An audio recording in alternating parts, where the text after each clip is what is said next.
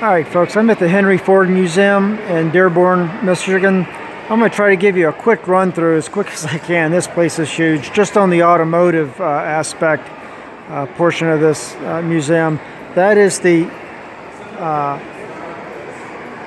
right there, the oldest surviving American automobile, an 1865 Roper steam carriage. Yep, they've been around that long. There's your. Then this is the first 1896 Ford quadricycle. Henry Ford invented that. That's what his first horseless carriage, I guess you call it, that he came out with like in 1896. That was before, way before Model T or anything else. This museum is so huge. I'm just going to try to get as much of the cars in one video as I can. This whole museum is the museum of all museums. 12 acres under roof.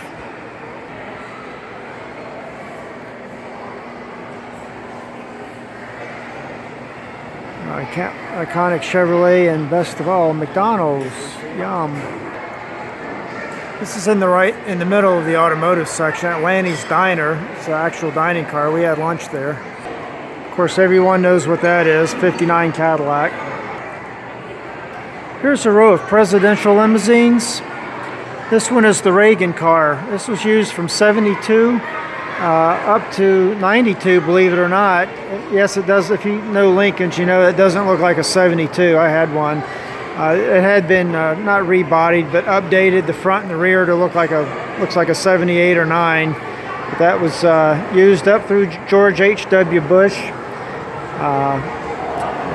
Reagan, Carter, Ford, and Nixon also. It started out with Nixon. And yes, this is the car that Ronald Reagan, on his assassination attempt in 1981, got shoved into the back of and raced off to the hospital. And here it is, folks, the Kennedy car. Yes, this is the one that President Kennedy was assassinated in. Yes, it was a blue open convertible at the time. Right back there. They kept using it afterward. In 1964, it was a hardtop was put on it, and President Johnson insisted it be black, and they did a whole lot of other upgrades to it as well. And they put a much more powerful engine in it. There's all kind of mods done to this car. It started out as a 61 Lincoln Continental.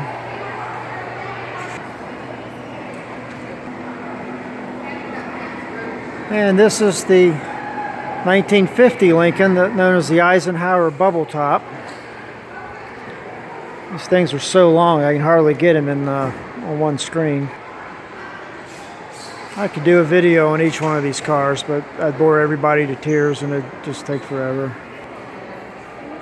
Franklin Roosevelt's 1939 Lincoln, the Sunshine Special. You like to ride open top. Yeah, they made it bulletproof or tried to. Bullet resistant tires, bullet resistant panels, bullet resistant glass. But yet it has a convertible top to it. Go figure. He insisted on having a convertible top. So he liked riding it with it open during campaigning and so forth. And Teddy Roosevelt's 1902 Brougham. Towed by horses, of course. First presidential car right there.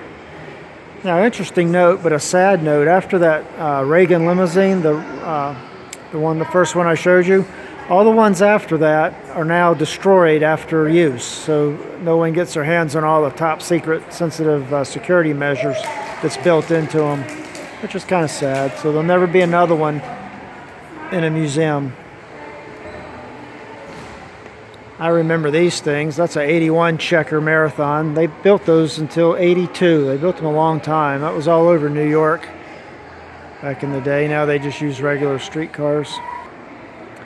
1939 Dodge Airflow tank truck. Front looks like the Chrysler Airflow sedans they came out with. It was a sales flop. And the 1984 Plymouth Voyager, along with the Dodge Caravan cousin, the first minivan. That's still a pretty cool looking van today even, and they just stopped making that in 2017. And the 97 General Motors EV1. Lots of controversy over that car. If you've ever seen the documentary, why GM killed the electric car, or the EV1. Lots of conspiracy theorists. I have a field day with that one. They crushed all those when they were turned in. You could only lease them. It was a 2-year lease, I believe, back then. There was only a couple hundred made, I believe. I'm not sure. 1,117 were built, but they're all crushed. One or two escaped, and here's one. And the 1963 Chrysler Turbine. There it is. Those are crushed also. They built the same type of deal. It's kind of an experimental car. I've actually got a 1/18 scale replica of this car, same color. Yeah, these were also leased. There was only 50 of these things made, and I believe they were destroyed afterwards because they just wasn't, people loved the cars except for the sluggish acceleration, and only a very few, one or two or something of these things survive as well. They escaped the crusher. And here it is, folks, the holy grail of you Mustang people, the very first Mustang. So built in '64, it's a '65 model. This one's been in here a long time. I know at least it was here in '79 because there's a picture of it in here back then.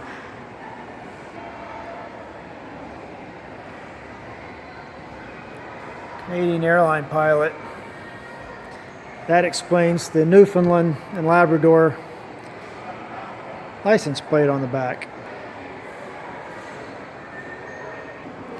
Now, just as much of a game changer as that car was, so was this. I don't know if that's the first Taurus or not. I didn't say anything about it. That's the first year, 1986 Ford Taurus. And I remember well when that car came out, along with the Mercury Sable stablemate. Very ahead of its time, design-wise. Here's what's kind of unique now. This thing's probably been in here since day one because it is mint. But look at that. Plastic headlights, still clear. Usually they're all yellowed over by now on those type of cars.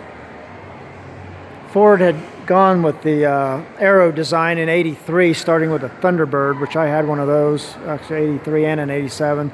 Then followed the next year by the Tempo, but this was more of a mass market car than those. And they just kind of continued that design. Everyone else kind of followed suit in certain ways, but that was a real...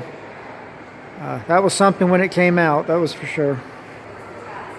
And I'm only showing you just a fraction of the cars in here. And that's just in the car display. This thing is, this is the museum of all museums. It's just unbelievable. 49 Volkswagen. Click on the screen if you want to read that, to pause it, about the Volkswagen.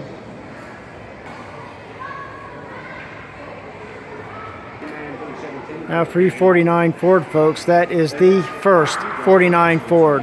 That's also known as the first car of the modern era. That's the first car that did not have the separate flared out fenders on it. That is the first one. One of my personal favorite cars is coming up. This 1940. I was on that tour. Gives you an insider's view of the museum. It was really good.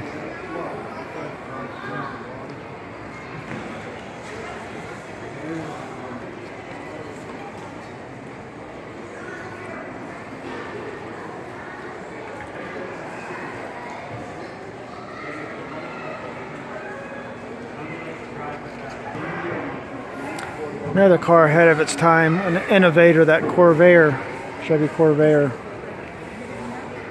Now a car I'm really liking besides that Cougar right there, believe it or not, is that 66 Toyota Corona right there. They came out with the Corolla, I think about the same year. It was a little smaller, but that was actually a quite roomy car, and they're starting to be better built by then, so the world kind of took notice with that car as far as imports, Japanese imports.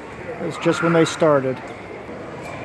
Pause that if you want to read about that Corolla and the Japanese cars. That's an early, taken in the early 70s, I guess, the Toyota dealership in Delaware. I really love that Chrysler Newport. That's a 73. My grandfather had a 70, which was that same body style. But the rear end and the front end were slightly different. It was a gold one. But that was huge. Good looking body style. And they could tow. And then when the gas crunch hit, Chrysler came out with the Omni and Horizon in 78. 91, first year of the Explorer, they sold a ton of those things. It's an 89 Accord. I had one that body style in 86. And I was working at Dodge when that Ram came out. Man, their goal was to go from 100,000, or maybe, I can't remember the numbers now, but just to like double their sales numbers when they came out in 94 with that body style. I mean, it just like quadrupled. I think they meant to go to increase it from 60,000 to 100,000. I think by 96 or 7, we were selling 300,000 or 400,000 of those things a year. That's the first one, the quad cab, where the back doors and the extended cab actually opened. And that's a 2002 Prius, the first year of the Prius, first generation Toyota Prius. Crosley. There's just everything in here. It just goes and goes and goes. You GM fans out there, that's a prototype car from, I think, the Motorama. 1958 General Motors Firebird 3 concept car. I've seen that in plenty of books and magazines over the years. 87 Ford Thunderbird NASCAR Bill Elliott car that he won championship in, known as the world's fastest NASCAR, but that was overrated.